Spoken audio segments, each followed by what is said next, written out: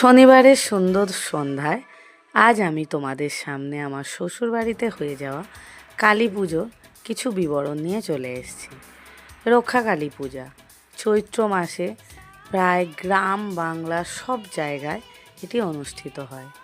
রক্ষাকালী মা বিশেষভাবে পূজিত হন। উনি যেদিন পূজিত হন সেই দিনে আবার তাকে বিসর্জনও দেয়া হয়।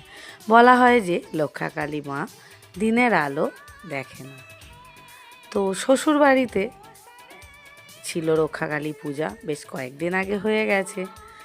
আমি আজ তোমাদের সামনে সেটা নিয়ে এলাম। তো এখানে পাশে আরেকটি মূর্তি দেখতে পাচ্ছ।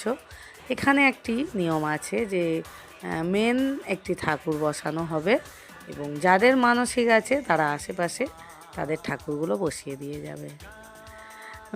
জানি না এই রকম নিয়ম আমার জন্মভূমিতে নেই।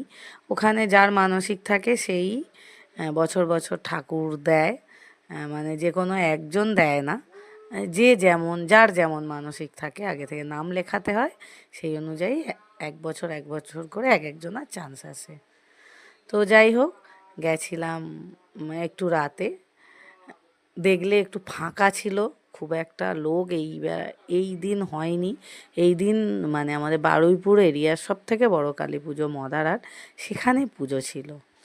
আর আমাদের এই কালী পুজোটি একটু ভেতরের দিকে হওয়ায় দোকানপাট সেইভাবে বসে না।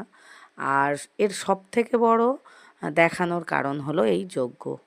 মানে এই যজ্ঞটা আজ বেশ কয়েক বছর ধরে হচ্ছে এবং বেশ নিষ্ঠার সঙ্গেই অনুষ্ঠিত হয়। ঠাকুর শুধুমাত্র ফুল বেলপাতা বা বেলকাঠ পর্যন্তই এই যজ্ঞ সীমাবদ্ধ নয়।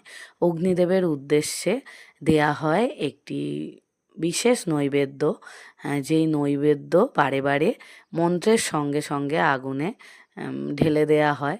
তো এটি কিন্তু যজ্ঞের মানে প্রপার নিয়ম, যারা যজ্ঞ করে তারা জানে। তো যাই হোক, এই ছিল আমার ছোট্ট পরিবেশনা। ভালো লাগলে লাইক শেয়ার করো, সঙ্গে থেকো। টাটা।